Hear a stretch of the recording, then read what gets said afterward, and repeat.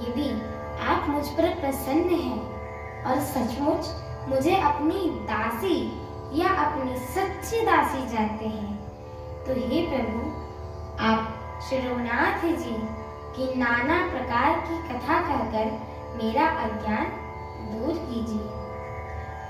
जिसका घर कल्प वृक्ष के नीचे हो, वह भला दरिद्रता से उत्पन्न दुख को क्यों सहेगा।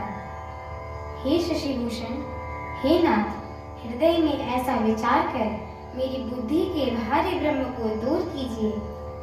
हे प्रभु, जो ब्रह्म के ज्ञाता और वक्ता मुनि हैं, वे श्री रामचंद्र जी को अनादि ब्रह्म कहते हैं और शेष सरस्वती, वेद और पुराण सभी श्री रघुनाथ जी का गुण गाते हैं।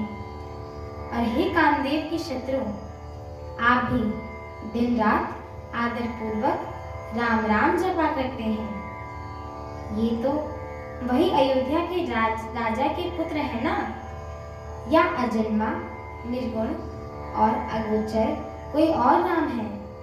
यदि वे राजपुत्र हैं तो ब्रह्म कैसे हैं, और यदि ब्रह्म है तो स्त्री के विरह में उनकी मति बावली कैसे हो गई। इधर उनके ऐसे चरित्र देखकर और उधर उनकी महिमा सुनकर मेरी बुद्धि अत्यंत चकरा रही है। यदि इच्छा रहित, व्यापक, समर्थ ब्रह्म कोई और है, तो हे नाथ, मुझे उसे समझा कर कहिए। मुझे नादान समझकर मन में क्रोध न लाइएगा। जिस तरह मेरा मुंह दूर हो वही कीजिए। मैंने पिछले जन्म में वन में श्री रामचंद्र जी की प्रभुता देखी थी, परंतु अत्यंत भयभीत होने के कारण मैंने वह बात आपको नहीं सुनाई थी। तो भी मेरे मलिन मन को बोध न हुआ। उसका फल भी मैंने अच्छी तरह पा लिया। अब भी मेरे मन में कुछ संदेह है। आप कृपा कीजिए, मैं हाथ जोड़कर विनती करती हूँ।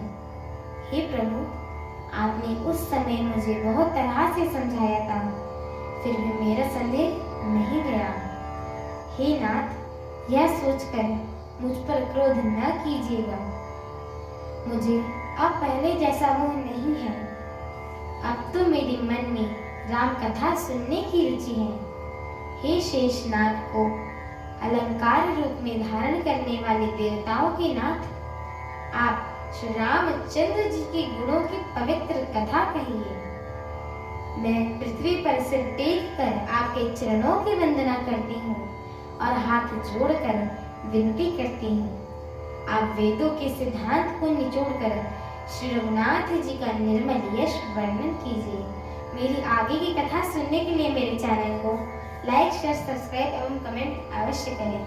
बोलिए सियावर रामचंद्र की जय हो, माता जानकी की जय हो, पवन सुत हनुमान की जय हो, जय श्री राम। जय श्री राम।